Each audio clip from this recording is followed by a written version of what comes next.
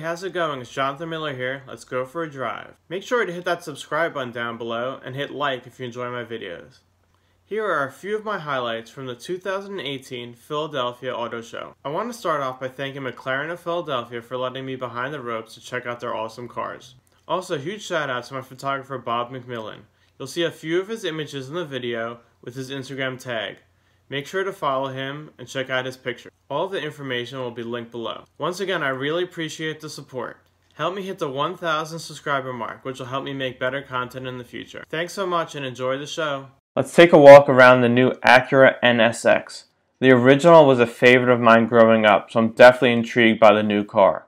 I'll start off by saying that I think it's beautiful, very understated, especially here in source silver metallic. This car is wearing the $1,500 optional polished exclusive interwoven wheels. I can't wait for the opportunity to drive one, as I've heard mixed reviews.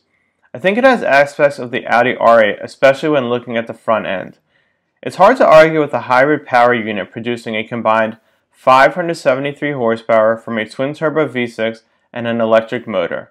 This hybrid all-wheel drive system routes power through a 9-speed dual-clutch transmission, launching the NSX to 60 in 2.7 seconds, heading to a top speed of 191 miles per hour. Here is the 3-liter turbo inline 6-cylinder BMW M2, shown here in Long Beach blue metallic. I haven't driven an M2 yet, but I've heard rave reviews. Aside from my personal taste, this car is the modern-day E46 M3.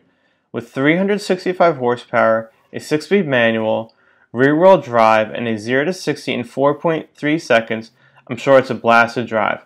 I can't wait to get behind the wheel and give you guys my thoughts. The two-door version of the RS3, this is the TT RS, featuring the same 2.5-liter 5-cylinder turbo motor producing 400 horsepower through quattro all-wheel drive and a 7-speed dual-clutch transmission. 0 to 60 comes in a blistering 3.6 seconds. Shown here in Catalunya red metallic, it's a similar color to the TT RS I drove in an earlier video. I personally love the aggressive RS front end treatment and the interior with the Audi virtual cockpit.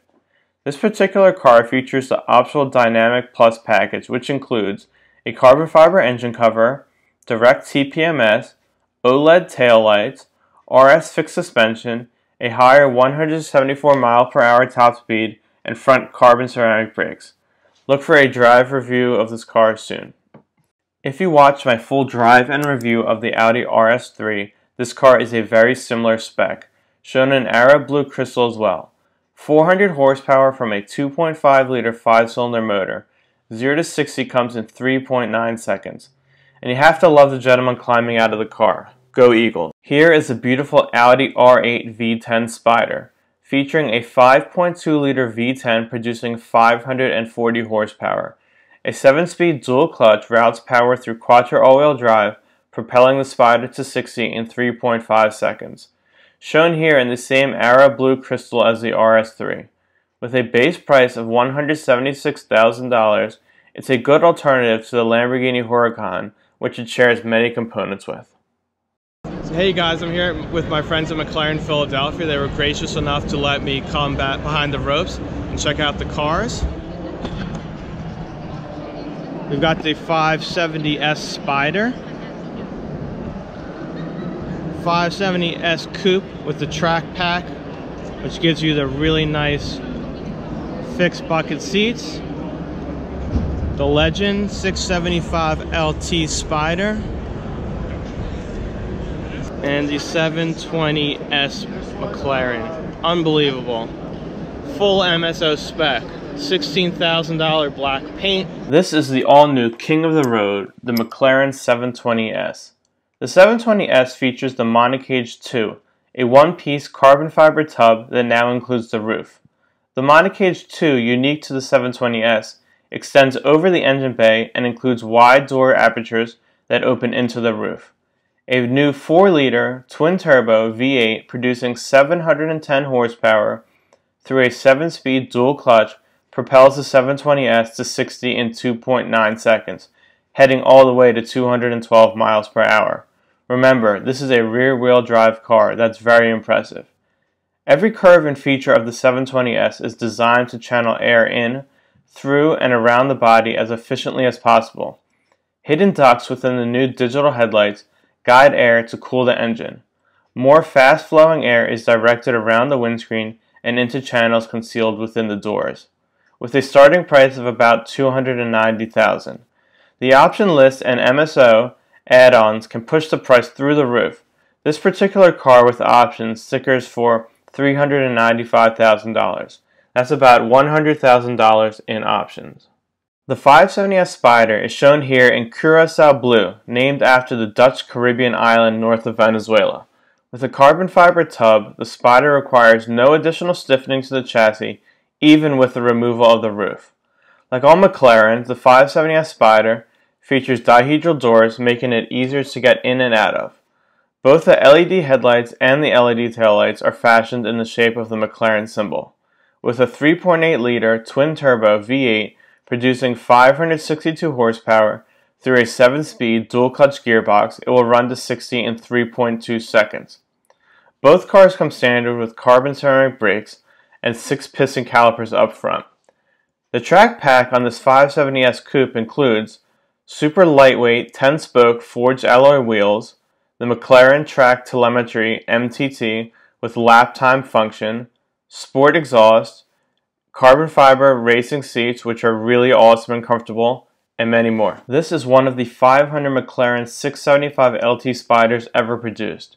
Inspired by the McLaren F1 GTR Longtail LT, the 675 LT features striking carbon fiber bodywork that increases downforce by an astonishing 40% over any other model in the Super Series.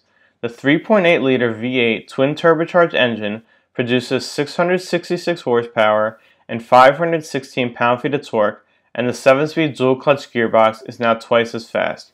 It will run to 60 in 2.9 seconds. With ceramic brakes and a larger long-tail air brake, it will allow the car to come to a stop incredibly quickly as well. If you haven't seen the McLaren air brake in action, it's definitely worth a look.